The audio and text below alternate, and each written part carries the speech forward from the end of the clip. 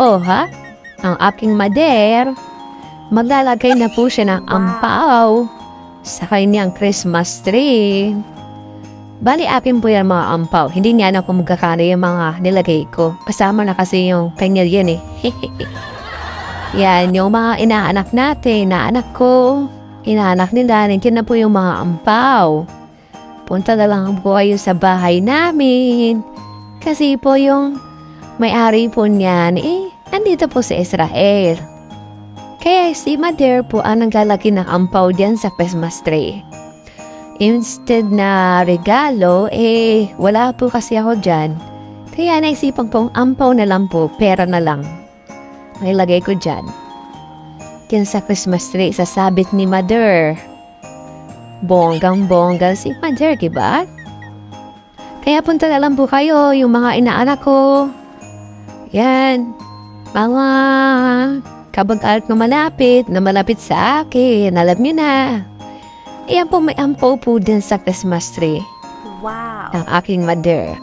Malapit na po ang Pasko, kaya buwabati na po ako ng Merry Christmas sa inyong lahat dyan po sa Pilipinas at Happy New Year!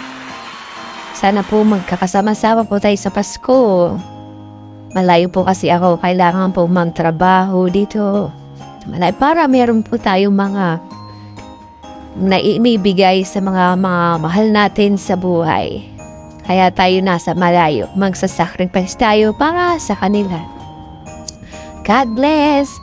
Hanggang dito na lang po ang inyong lingkod, Inday Lola.